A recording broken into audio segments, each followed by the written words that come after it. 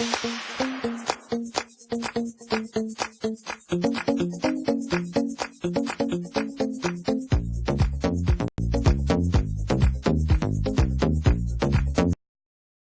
and December, the secret of their success. The nation's favorite TV duo Ant and December were given the royal seal of approval today when they were awarded OBEs for services to broadcasting and entertainment by the Prince of Wales at Buckingham Palace. Earlier this week they scooped 3 prizes at the National Television Awards, including Best TV Presenter for the 16th year in a row. But why do we love these cheeky chums so much? What's the secret behind the unstoppable rise of these side-splitting sidekicks? TV producer Connor McAnally witnessed the transformation of Ant and December from success-hungry teenager to grown-up lovable comrades. He saw instant potential in the two when they took on their first proper presenting gig on the Ant and December show in 1995 on CBBC. As a producer, you're looking for that spark in a new presenter, says McAnally. Someone who can reach through the camera and grab an audience. Presenting skills, technical skills, hitting your marks, all that sort of stuff is less important in the initial stages because all that can be trained. But with Ant and December there was a symbiosis. They were each other's genuine best friend. They each thought the other was the funniest guy in the world. They wanted to hang out all the time, even off camera. You can't fake that. These guys could dance, they could sing, they could act, and they could talk to the camera like it was their best friend. On-screen camaraderie. It's Ant and December's uncanny knack for talking directly to their audience that lies behind their genius. To many, it feels like watching Friends rather than frontmen. Thick Geordie accents have helped to forge this bond with viewers. In a 2010 survey by call centre managers Saytel, Geordie was found to be the UK's friendliest dialect.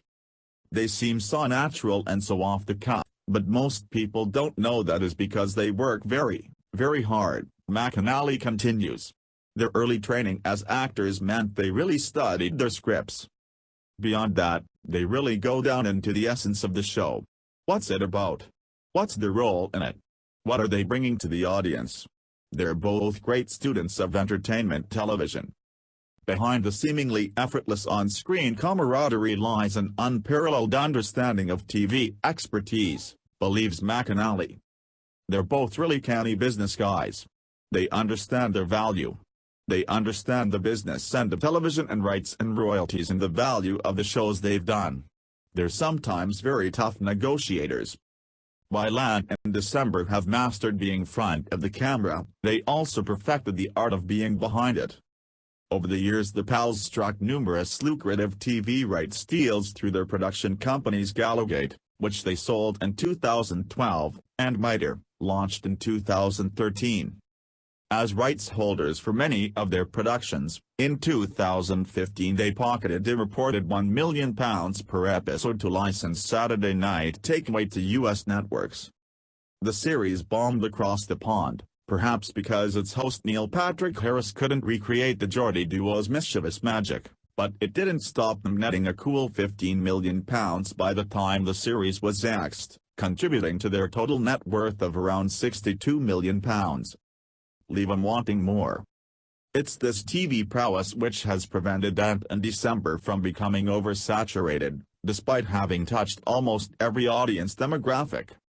Today, their 3 biggest shows, I'm a Celebrity Get Me Out of Here, Saturday Night Takeaway and Britain's Got Talent, each run for short bursts at a time, with gaps in between long enough to leave audiences wanting more. Perhaps Ant and December's biggest appeal is that they seem at home on screen. We've watched them grow up and adapt to the challenges of 21st century television. As people they became more and more confident and comfortable with being Ant and December, says McAnally. When I started working with them on the Ant and December show, they had been PJ and Duncan. It was a transition period when they went from playing characters on television to playing themselves, but they tackled that head-on. Each new show brought new challenges and new opportunities to expand what they could do on screen.